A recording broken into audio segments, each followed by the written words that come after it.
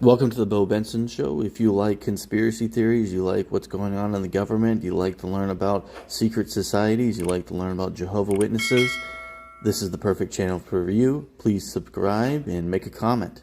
Welcome to the Bo Benson Show.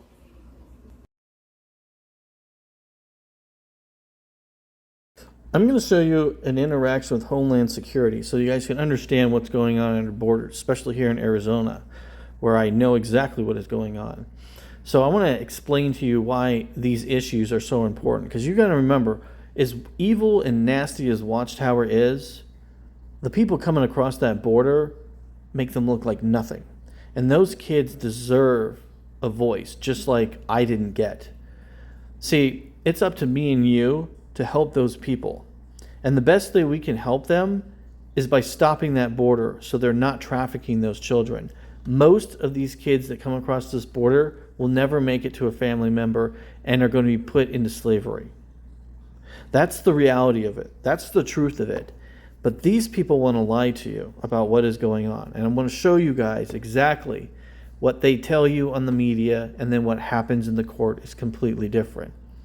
Remember, the people that want these open borders are the same people who fund the organization.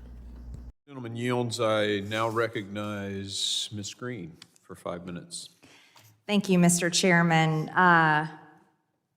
Reichlin-Melnick, I'm not sure what country you're paying attention to, which border you're paying attention to, but for your information, there are thousands of illegal immigrants, illegal aliens being mass released onto the streets of Arizona. Isn't that right, Mr. Lines? Yes, they recently announced yesterday that we would start seeing those in my home community of Yuma, where they're already doing it in Tucson and other border communities. Yeah, it's not rare. It's No. not something that just occasionally happens. Where a few of them, excuse me, I reclaim my time, where a few of them get released. As a matter of fact, it's being reported this morning. According to the Border Patrol, there were 9,300 migrant encounters at the border in the last 24 hours. That's 45,000 encounters in the last 5 days.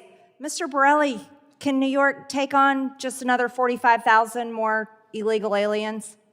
No, I think financially and due to space concerns, the inn is full. Mr. Lines, can Arizona house some more of these people and feed them and educate them? Right now, Tucson is now shipping some of these people back into Yuma, and Yuma does not have any facilities, nor do we have homeless shelters for these people because their facilities are full. And if you ask any American citizen who is, by the way, we're in $33 trillion in national debt now, I don't think we can afford to pay for this. We heard Mr. Luttrell tell you, Mr. Borelli, that he doesn't want to take back the illegal aliens from New York, and Texas doesn't want them either. I have a pretty good idea. How about remain in Mexico? Mr. Borelli, would you go along with remain in Mexico? It certainly seems like before January of 2021, this problem was a lot less significant for places like New York. Absolutely. Remain in Mexico worked. Mr. Lines, how do you feel about illegal aliens remaining in Mexico? We saw 1/20th of the challenge that we're seeing today because of that MPP protocol to remain in Mexico. Seems like it works. Ms. Maliotakis, you're from New York. How do you like remain in Mexico? I think it's a good idea. It certainly worked under the previous administration. Yeah, it worked, but somehow under the Biden administration, this no longer works.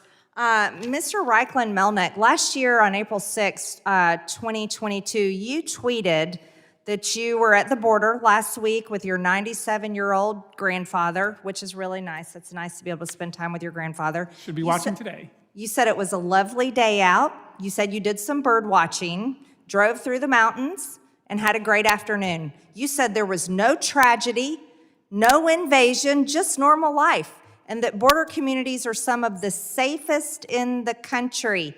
Yet, in April 2022, there was a record recorded by Border Patrol of 235,000 encounters. Are you aware of that? I'm aware of the numbers, and I stand by my statements that border communities are some of the safest and best communities in the country, as I'm sure my fellow panelists would agree. Well, the week that you were there with your grandfather on April 3rd, 2022, a 72-year-old Perry Adrian Cole was killed by an illegal alien in an 8-vehicle crash that the illegal alien caused. So do you consider that safe and good for the border communities? It's undoubtedly a tragedy, but again, data shows that undocumented immigrants, on average, commit fewer crimes than native-born citizens. Like, how would 20-year-old Kayla Marie Hamilton's mother feel about that? She was raped and strangled to death by an illegal MS-13 gang member who was apprehended at the border before being released into the interior of the United States. I think her mother would disagree.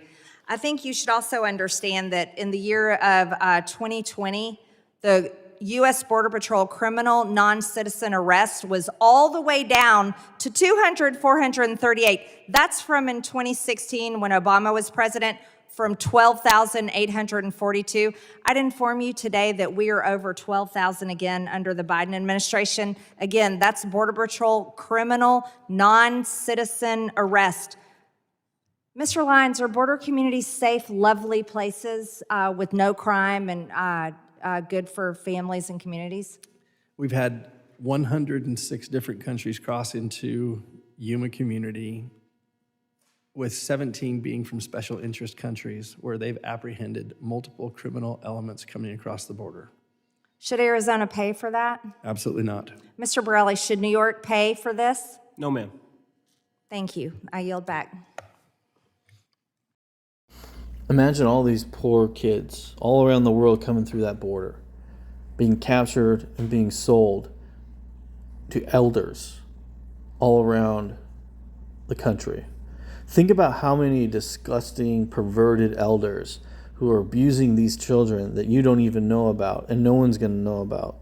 Because you got to understand, monsters like the elders of the organization of Watchtower who abuse children and hide it, do you think those people who attack their own will only attack their own? No, that would be foolish.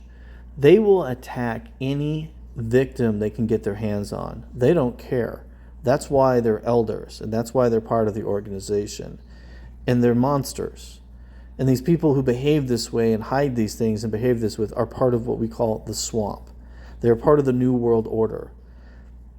I mean, come on. Do you think it's a coincidence that almost 100 years ago, the author of Watchtower was talking about the population limit, and it's identical to the same population limit that the World Economic Forum is saying that we need for global security, for global warming? 500 million? Think about that.